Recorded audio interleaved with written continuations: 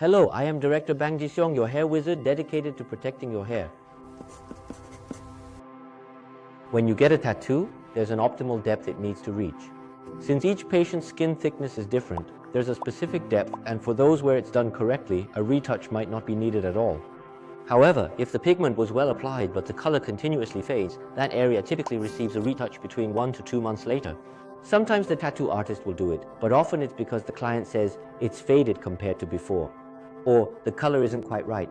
That's when a retouch is often required. Conversely, in my opinion, there are sometimes situations where getting a tattoo after a hair transplant becomes quite meaningful.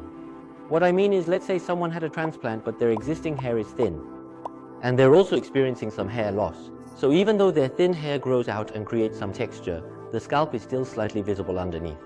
Like along the part or underneath. Adding more hair seems risky, it might not grow well in weak areas, the engraftment rate could drop, and it might create more scarring. However, the patient feels stressed by this, so if we just lightly add a little scalp tattooing, it will certainly look much denser and alleviate that stress.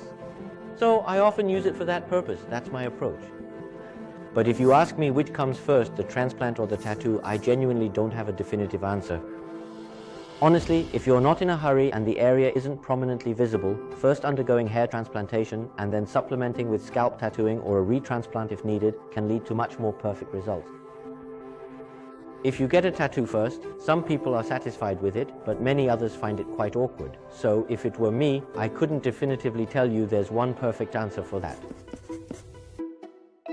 When someone with scalp tattoos comes for a consult, I tell them the engraftment rate might drop.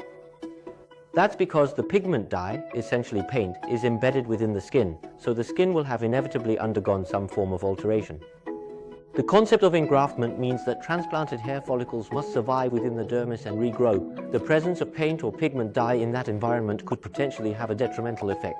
Furthermore, the tattooing process itself causes injury to the skin, which inevitably leads to the formation of microscopic scars. So, for one tattoo session before a transplant, no major issues. But doing a transplant after 2 or 3 times had its difficulties. Honestly, the skin can be quite tough during a hair transplant procedure. There are some tricky aspects to this. People frequently get eyebrow tattoos, more so than scalp tattoos. When I perform hair transplants on patients who frequently had eyebrow tattoos, the procedure can be quite challenging. However, it must be done, and we proceed because the patient wishes it. Yet, carrying out a hair transplantation on skin that is extensively tattooed is definitely not an easy procedure. From the perspective of the one doing the transplant, today we've talked about scalp tattooing.